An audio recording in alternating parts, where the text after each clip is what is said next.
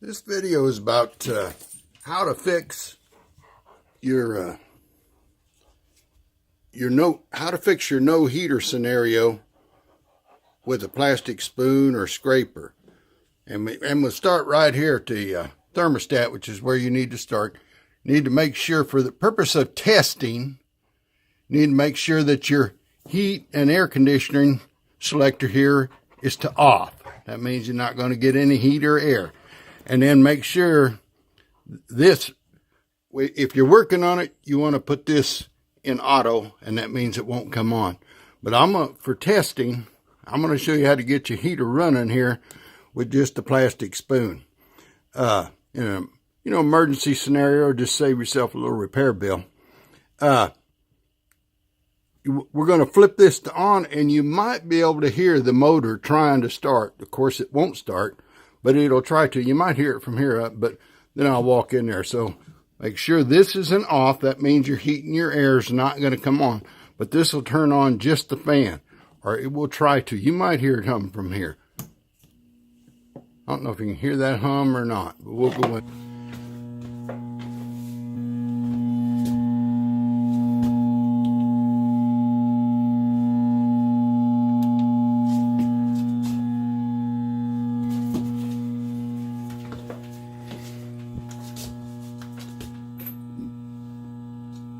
Gus is down here. He's wanting to help. as you, yeah, he said, "You ain't gonna hook me up to that, Dad." But anyway, we got our heater here, and you can hear it's just a humming away, and it's trying to start. It is, but it just can't. And the culprit here is this little. This is a capacitor, and first off, I'm going to show you how to get this going. It's trying to start that motor, but it can't. But there's a way to get it going, and make sure you put your safety glasses on for this. Always have your safety glasses. And this thing going to take off like the band, and you could use a spoon like this, one like that, whatever. And where we're going to put it, I'll show you. We're going to right back in there. Let's throw a little light on that first. Right back there, in there. Let's see. You don't want to get in that little video. Don't want to go in that little crack. But right down in there, in that crack. Let's see if I can pan him over. You don't want to go in that area. Well, you see just there. There's the blade. Right in there. Do not stick your fingers in there. That thing's going to take off at like 1,000 RPM, and you'll draw back hamburger. But I'll put the pointer on just so I can kind of point in there. I don't know if it'll get in there. Well, I can even hear that thing. Oh, see there, it timed itself out. So now I'll have to do it again. I don't know, it might. No. It's timed itself out, so we'll have to do it. Okay, so we're right back here, and we're going to just flip that on. It might have an overheat. Yes. Okay, you hear her humming there, and I'm going to stick this stick in there, and it'll just right in that crack and just brush against that thing. No, it didn't go.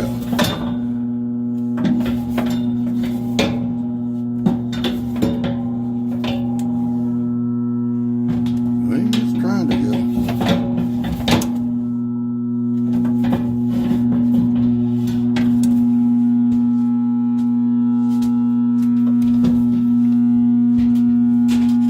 There's another one in there. See, that froze up. I did get it to go the other day.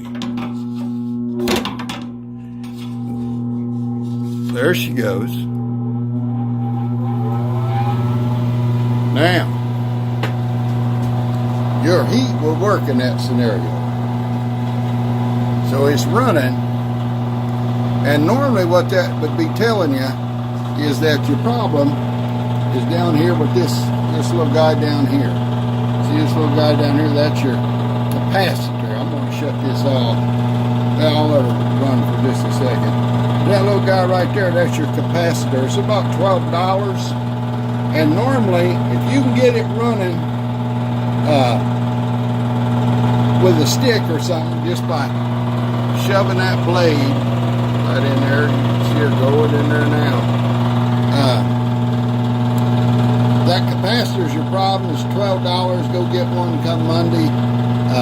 Just make sure you put a screwdriver across the contacts after you take it out. Otherwise, you're going to get a little shock. A capacitor is just a battery. There's no, you can't reverse the leads. There's no good or bad way. I'm going to find the other one. I'm going to turn this off and get rid of that noise. Gus. See now, just as soon as I turn that back to auto, it'll kill off.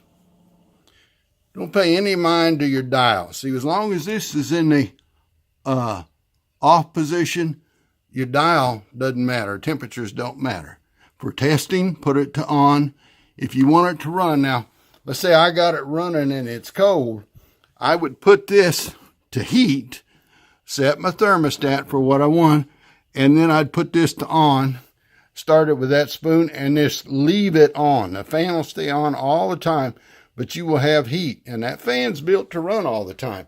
But you won't be able to put it over on auto because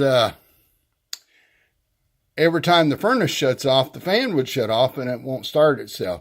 And you can let it run all night long, the fan part. The heater isn't going to run as long as you got it set right here with the thermostat. But if you got the fan on instead of automatic, the fan's going to run all night long, whether the furnace or air conditioner is running or not. And that's good.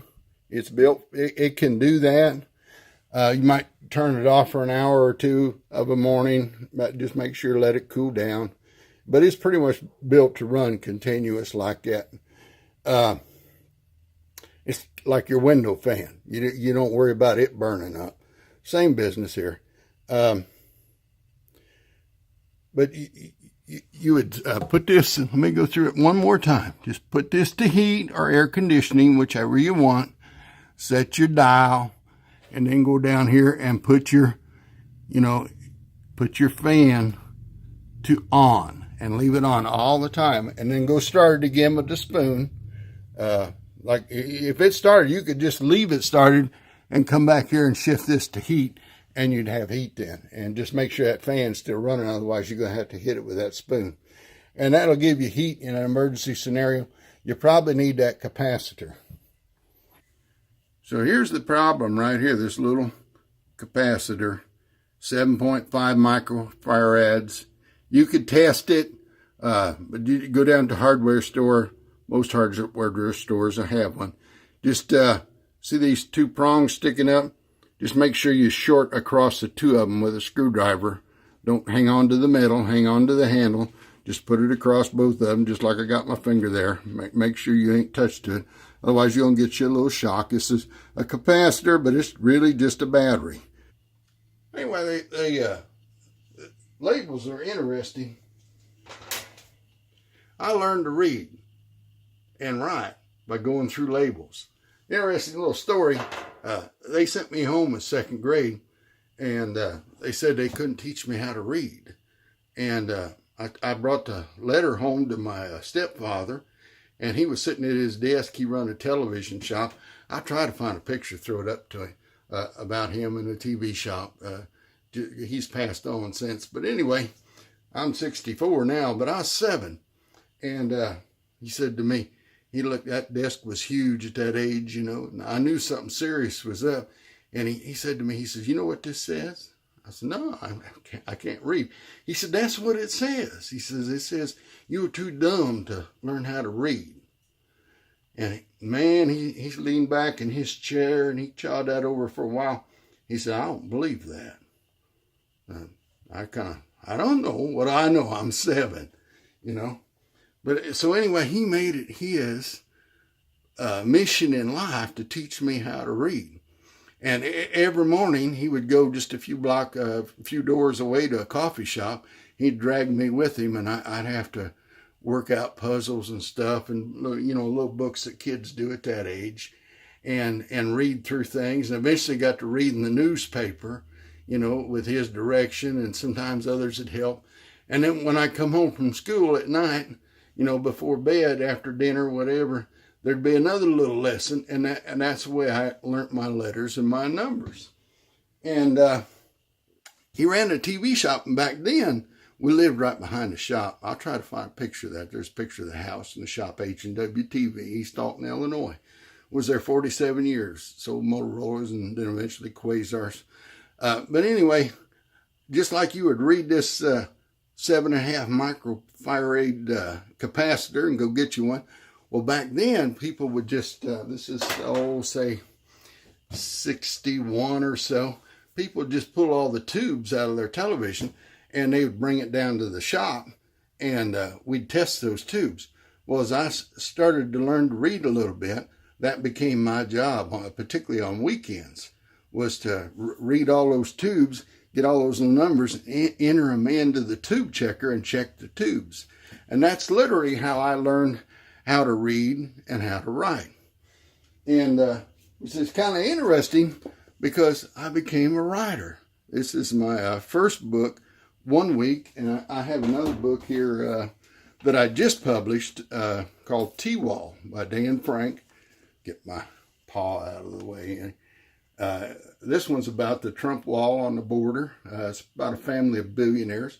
But this was my first book. This was 2014, I think I published this. Anyway, this came about because my stepfather took the time to teach me to read at 7 years old when the education system said it ain't going to happen. And I'm asking you to buy my book, because I feel I have something important to say, but also I kind of want to leave a legacy to him. I think it's important when people take the time to teach a little kid. I wasn't even his blood child. I was just his stepchild. His name was Eldon Henson. And when people take the time to show a child, and it pays off. You never know where that's going to lead to, And there's another little part of the story. His mother lived right next door to us. We lived behind the TV shop, and they lived off to the side just a little bit. We had 2 houses and a television shop. They lived right next door, and she was a little bit smarter than him. She had just got a little puppy. And boy, she could tell I was taken with that puppy. His name was Ringo. And I named him that because she asked me, I was 7. She said, Danny, you going to graduate to 2nd grade? I said, I'm going to try to, Graham. Her name was Marguerite Henson, but we all called her Graham. I said, I'm going to try to, Graham. She says, if you graduate to 2nd grade, I'll give you that puppy. Well, she didn't want him no way. She had agreed to take him, but she really didn't want him, She'd be glad to get rid of him, And I said, yeah, that'd be a good deal. I'll graduate for sure. And she said, well, what do you want to name him? And he had a white ring around his neck. And Ringo Starr had just come out with the Beatles. Like I said, this is about 1961. So I said, let's call him Ringo. She said, well, everybody going to think you're naming him after them Beatles. I said, yeah, but and I know it's because of the white ring around his neck. Anyway, so she gave me that dough. And, of course, I did graduate. And me and old Ringo, we had the best times together. And, it just goes to show you, sometimes you have to tag team a scenario. And, and one of the things I want to relate that to you, that really isn't the end of the story. Don't think it is. Just like our thing back here, 9 times out of 10, it's going to be that capacitor that I showed you. And you can go down, take it to your hardware store, and they'll get you one for, I think this one was $12.99. And, but lo and behold, I put it in, same business. In fact, this starting up was on the new one, and it wouldn't start. So what that tells you is that the motor winding, the start winding on the motor is burnt out. And you got to take this whole cage out. And there's only 2 or 3 bolts holding it in. I'll get it out. I might make a little video, but there's plenty of other videos online. But, you know, that ain't the end of the story. And it wasn't, just like with our repair, there's more to the story. Sometimes there's complications. And sure enough, there was with old Ringo. You know, about a year or 2 later, I was 9, maybe 10. Old Ringo got sick one weekend. Saturday morning, I always went out into the television shop in my pajamas and watched cartoons all morning long. And we only had 3 or 4 channels back then. I'd watch them all. I'd have my stepfather, if anybody come in to buy a TV, man, he'd have to navigate around my cartoon watching, you know. And anyway, come to be about 1 o'clock Saturday morning, I was still watching cartoons, probably Sky King or something like that. That replaced the cartoons at noon. And next thing I know, he pulled a station wagon around front and was going to load the dog up. And I said, where are you going with Ringo? He said, I'm going to take him to the vet. I said, for what? He says, he's suffering. He said, I'm going to have him put down. Oh, man, my mom was back in the house, and she heard the scream from there. I mean, I was at the door. I'm 9 years old, you know. I'm at the door fighting with him, grabbing the leash, right, kicking Ringo back inside. We were fighting at the door when Mom come running out there, and I was just screaming and crying. You know, that dog had become my life. And Mom finally talked to him into waiting until Monday. It was a Saturday morning. And Graham brought over some chicken soup. But he told me, he said right then, he says, Monday, if this dog isn't any better, I'm going to take him to the vet. And he says he's going to get the shot and he'd be out of his misery. This ain't right that the dog was suffering. He was suffering, but, you know, it didn't seem like there was anything really wrong with him. He was just sick. You know, he had a fever and all that. And so, boy, Graham come over and made the chicken soup for him. And I followed him around all the rest of the weekend with a blanket. Every time he'd sit down, I'd have that blanket on top of him. I was thinking he's going to get better with that. And Sunday night, he laid next to the fire. And they let me stay up and sleep next to him at the fire. But the last thing my stepfather did, when he went to bed, he come over to his door, turned around as he was going off into his bedroom, and he made this thing like you do, like an injection, you know, with his needles. He said, remember, he said, tomorrow morning, he said, I'm taking that dog to the vet, and I'm going to have him put down if he's not better, and he's not a lick better right now. So he said, I just don't want no surprises. He said, that dog is going to get put down. And he said, but you can stay up with him all night. Enjoy him, but tomorrow he's gone. When you come back from school tomorrow, he said he'll be history. And oh man, it's just, he scared the tar out of me. Anyway, right then and there, I mean, I maybe laid beside that dog a little while, and I was only 9, but I was already had a big dictionary, and I'd looked up God. One of them big unabridged dictionaries is like 5 inches thick. And I forget even what it said, but anyway, I learned to pray right then. And I told the Lord, I said, Lord, you save old Ringo here, I'll serve you the rest of my life. And that was that. Got up next morning, Ringo was fine. I think my stepfather was kind of mad that he was mad because Saturday he was going to put the dog down.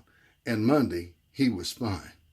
Just a little bit of TLC, some chicken soup, and my prayers. And I've served the Lord ever since. I'm 64. And it's been the joy of my life. But I just want to tell you, you know, sometimes things can start out with just little things like this. You know, I learned to read and write by reading these labels and entering all that data in a tube checker in my stepfather's television shop. And later on, and there was a backup plan with the dog for graduating 2nd grade. And then later on, the dog got sick. And of course, I had to learn to pray. And lo and behold, that learning to, that's my first book, 1 week.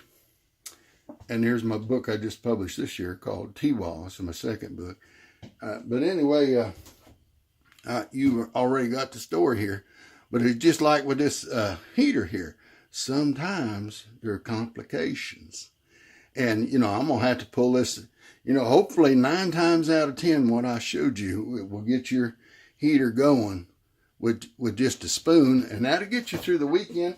And then you replace that little capacitor, which is just a battery. That's all it is. It's just, they call it a capacitor, but it's just a battery. $12, replace that. 9 times out of 10, that'll fix your problem. But for some reason, this stove's about 30 years old. For some reason, that motor's burned up. And I got it to go, but it won't start itself, see, even with the capacitor. And the reason you need a capacitor to start the motor is the motor needs more energy to start than it does to run, and it can't get that energy off the regular power. So it needs a little jolt from a battery or capacitor to get started, and then it runs on line voltage. So you're not hurting it any by running it. It's just if it ever shuts off, it's not going to start again, and you don't want your heater running without the fan blowing. So when you set that thermostat in that scenario, make sure you got the fan on, not automatic. Put it on so it stays on all the time. Otherwise, you might have a problem. And if there's anything wrong with the heater down there, please disregard all. If it won't light up and get hot, call somebody. Don't go in there. And remember, wear your safety glasses. This is Dan Frank for T-Wall. T-Wall.com is my website. That's where my books are. They're on Amazon, Kindle, and the text version. I'd appreciate if you bought them just as kind of a memorial to my stepfather, because it is him that made that possible. Back when I was 7, if he wouldn't have took the time to teach me how to read and write when the school said they couldn't, you'd never seen these books. Now I'm working on a 3rd one. So, take your time, leave a comment, subscribe if you can, like it, share this. I know it's a little convoluted story, but hey, hopefully we've helped you get you out of a pinch with your heater. It will start with just a spoon. You see me here, I had to do it 3 or 4 times. And then I started it the other day with a spoon. And then I had to go get a yardstick, something where I can get just a little bit more on. Do not stick your fingers in there. Do not. And make sure you got some safety glasses on of some sort. Hey, praise God. I'm glad to bring you this story. Buy my book as a memorial to Eldon. I appreciate it. Thank you. Have a good day.